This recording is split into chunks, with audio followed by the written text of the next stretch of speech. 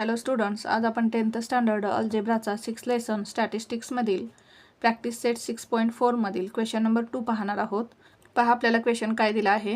The table below shows the yield of jowar per acre. Show the data by histogram. आता आपल्याला इथे frequency distribution table दिलेलं आहे. याच्यामध्ये आपल्याला काय दिलेलं आहे पहा, यील्ड पर एकर आणि नंबर ऑफ फार्मर्स दिलेलं आहे. आता हा जो फर्स्ट रो आहे याच्यामध्ये आपल्याला क्लास दिलेला आहे आणि हा जो सेकंड रो आहे याच्यामध्ये आपल्याला फ्रिक्वेन्सी दिलेली आहे. आता आपल्याला हिस्टोग्राम काढताना क्लास एक्स ॲक्सिस वरती दाखवायचा आहे आणि फ्रिक्वेन्सी आपल्याला वाय ॲक्सिस वरती दाखवायची आहे. आता हिस्टोग्राम काढण्यापूर्वी आपल्याला क्लास कंटिन्युअस आहेत की डिसकंटिन्युअस आहेत हे चेक करायचं आहे आणि जर क्लास डिसकंटिन्युअस असतील तर कंटिन्युअस करून घ्यायचे आहेत. आता येथे पहा, येथे किती आहे 3, या ठिकाणी किती आहे 4. म्हणजेच हा क्लास जेथे संपतो तेथून हा क्लास चालू झालेला नाही. या क्लासचं अप्पर लिमिट आणि या क्लासचं लोअर लिमिट काय आहे, डिफरंट आहे. आता हा क्लास जेथे संपतो तेथून हा नेक्स्ट क्लास चालू झालेला नाही. म्हणजेच हा क्लास काय आहे, डिसकंटिन्युअस आहे. एका क्लासचं अप्पर लिमिट दुसऱ्या क्लासचं लोअर लिमिट नाही. म्हणजेच हा क्लास काय आहे, डिसकंटिन्युअस आहे. मग आपल्याला काय करावं लागेल, क्लास कंटिन्युअस करून घ्यावा लागेल. म्हणजेच आता आपल्याला 3 कॉलम्स तयार करावे लागतील. फर्स्ट कॉलम काय येईल आपला, क्लास येईल. सेकंड कॉलम काय येईल, कंटिन्युअस क्लासेस येईल. आणि थर्ड कॉलम काय येईल, फ्रिक्वेन्सी येईल. पहा, फर्स्ट कॉलम काय येईल आपला, क्लास. क्लास काय दिलेला आहे आपल्याला, yield per acre in quintal. लिहून घेऊ आपण, यील्ड पर एकर, युनिट काय आहे, क्विंटल. त्यानंतर नेक्स्ट कॉलम काय येईल, कंटिन्युअस क्लासेस. क्लासेस डिसकंटिन्युअस आहेत त्यामुळे आपल्याला कंटिन्युअस करून घ्यावे लागतील. म्हणजेच येथे कॉलम काय येईल, कंटिन्युअस क्लासेस. नेक्स्ट कॉलम काय येईल, फ्रिक्वेन्सी. आता प्रथम आपण क्लासेस लिहून घेऊ. 2 to 3, 4 to 5, 6 to 7, 8 to 9, 10 to 11. आता याच्यातले आपण कोणतेही 2 कॉन्सिक्युटिव्ह क्लास घ्यायचे आहेत. आता जर आपण हे 2 क्लास घेतले तर याचं अप्पर लिमिट आणि त्याच्या पुढच्या क्लासचं लोअर लिमिट याच्यातील डिफरन्स किती आहे पहा, 1चा डिफरन्स आहे.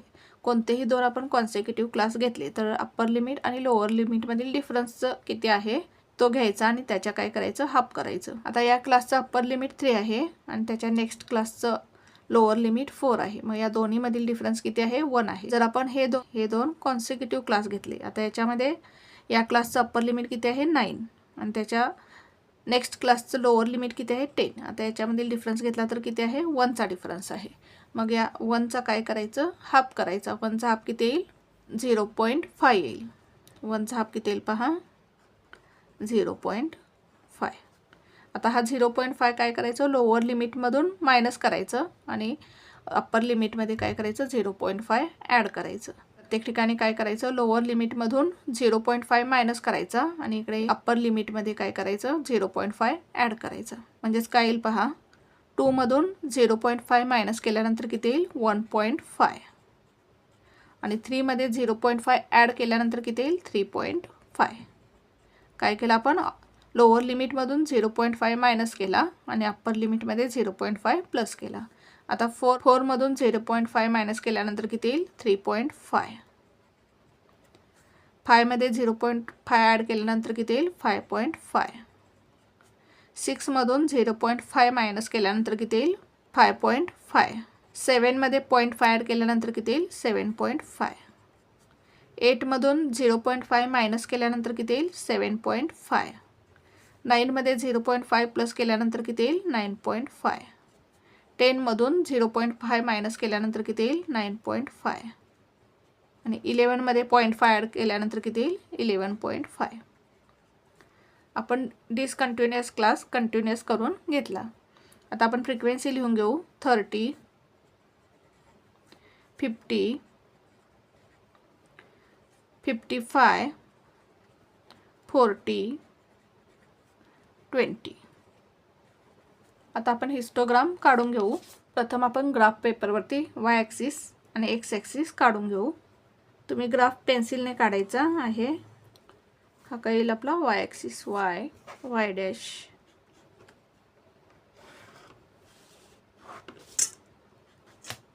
आणि हा येईल आपला x axis, x, x dash आणि हा येईल आपला ओरिजिन.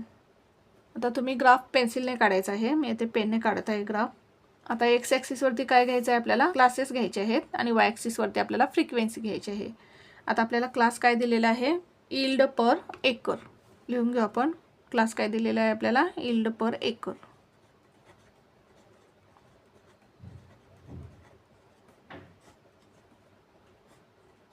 आणि फ्रिक्वेन्सी काय दिलेली आहे आपल्याला, नंबर ऑफ फार्मर्स. म्हणजेच वाय ॲक्सिसवरती काय येईल, नंबर ऑफ फार्मर्स.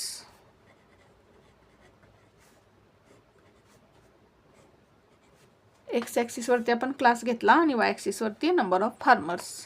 आता क्लास काय दिलेला आहे पहा आपल्याला, 1.5 to 3.5, 3.5 to 5.5, 5.5 to 7.5, 7.5 to 9.5, 9.5 to 11.5. आता येथे प्रत्येक क्लासमध्ये 2चा डिफरन्स आहे.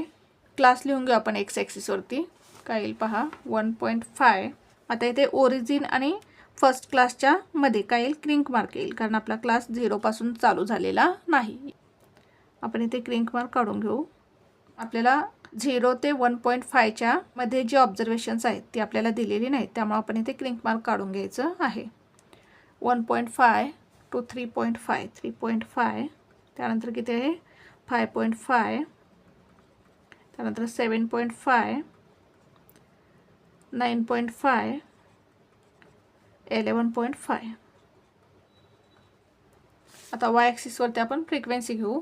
आता फ्रिक्वेन्सी काय आहे पहा, 30, 50, 55, 40, 20. मग आपण स्केल काय घेऊ शकतो पहा, 10, 20, 30, 40, 50. अशा प्रकारे आपण स्केल घेऊ शकतो. आपल्याला दोन नंबर्समधील डिफरन्स काय करायचा आहे, इक्वल ठेवायचा आहे. आता इथे 10 नंतर काय येईल, 20, 30, 40, 50, 60. इथे प्रत्येक दोन नंबरमधील डिफरन्स काय ठेवायचा आहे आपल्याला, सेम ठेवायचा आहे. येथे प्रत्येक 2 नंबर्समध्ये डिफरन्स कितीचा आहे, 10चा डिफरन्स आहे. आणि येथे प्रत्येक 2 नंबर्समध्ये डिफरन्स कितीचा आहे, 2चा डिफरन्स आहे. आता 1.5 to 3.5 हा जो क्लास आहे हा आपण बेस घेऊ. आता या क्लासची फ्रिक्वेन्सी किती आहे पहा, 1.5 to 3.5. फ्रिक्वेन्सी किती आहे, 30ला आपण मार्किंग करून घेऊ. आता इथे आपल्याला असा रेक्टँगल काढायचा आहे. या रेक्टँगलची हाईट किती आली, 30. त्यानंतर नेक्स्ट क्लास काय आहे, 3.5 to 5.5. हा क्लास आपल्याला बेस घ्यायचा आहे. आता या क्लासची फ्रिक्वेन्सी किती आहे पहा, 50ला मार्किंग करून घेऊ आपण.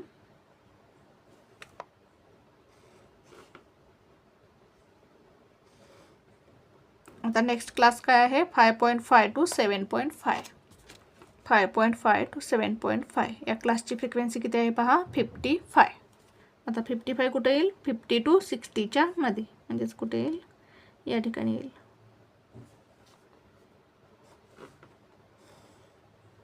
म्हणजेच या रेक्टँगलची हाईट किती आली, 55. नेक्स्ट क्लास काय आहे, 7.5 to 9.5. हा क्लास आपल्याला बेस घ्यायचा आहे. आता 7.5 to 9.5 या क्लासची फ्रिक्वेन्सी किती आहे, 40ला मार्किंग करून घेऊ आपण. नेक्स्ट क्लास काय आहे, 9.5 to 11.5. आता 9.5 to 11.5 या क्लासची फ्रिक्वेन्सी किती आहे, 20ला मार्किंग करून घेऊ आपण. म्हणजेच या रेक्टँगलची हाईट किती आली, 20. अशा प्रकारे आपल्याला हिस्टोग्राम काढायचा आहे. आता आपण स्केल लिहून घेऊ. On X axis 1 centimetre is equals to, X ॲक्सिसवरती आपण काय स्केल घेतलेला आहे पहा, 1.5 to 3.5. म्हणजेच एक ॲक्सिस याच्यावर डिफरन्स कितीचा आहे, 2चा आहे. म्हणजेच 1 सेंटीमीटर इज इक्वल्स टू 2.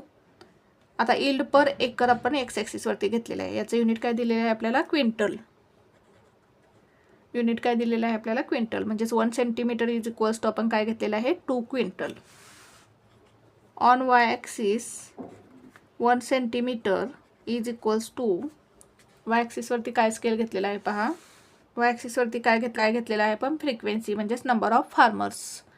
आता किती घेतलेलं आहे पहा आपण. याच्यामध्ये डिफरन्स कितीचा आहे? 2 नंबर्समध्ये 10चा डिफरन्स आहे. म्हणजेच 1 सेंटीमीटर इज इक्वल्स टू आपण 10 घेतलेला आहे. आणि वाय ॲक्सिसवरती काय घेतलेलं आहे? Number of farmers. म्हणजे काय 1 सेंटीमीटर इज इक्वल्स टू आपण 10 फार्मर्स घेतलेले आहेत. 1 centimetre is equals to 10 farmers. अशा प्रकारे तुम्हाला स्केल लिहायचं आहे. काय केलं पहा आपण हिस्टोग्राम काढताना प्रथम एक्स ॲक्सिस आणि वाय ॲक्सिस काढून घेतले. एक्स ॲक्सिसवरती आपण क्लास घेतलेला आहे. क्लास काय दिलेला आहे आपल्याला? Yield per acre in quintal. आणि वाय ॲक्सिसवरती आपण फ्रिक्वेन्सी घेतली. फ्रिक्वेन्सी काय दिलेली आहे आपल्याला? Number of farmers. त्यानंतर आपण क्लास लिहून घेतले एक्स ॲक्सिसवरती. वाय ॲक्सिसवरती आपण प्रॉपर स्केल घेऊन फ्रिक्वेन्सी लिहून घेतली. अशा पद्धतीने आपल्याला हिस्टोग्राम काढायचा आहे. Thank you for watching this video. जर तुम्हाला व्हिडिओ आवडला असेल तर व्हिडिओला लाईक करा, कमेंट करा, शेअर करा आणि चॅनलला सबस्क्राईब करा.